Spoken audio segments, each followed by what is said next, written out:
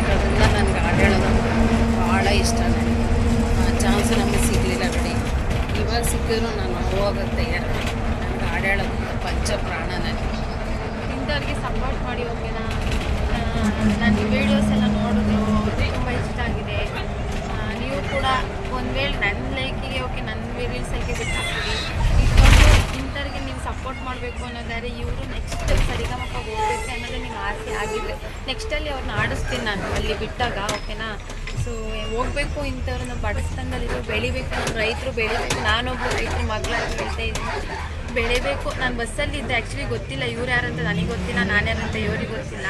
ಬಸ್ಸಲ್ಲೇ ಸಿಕ್ಕಿರೋದು ಇವ್ರು ನನಗೆ.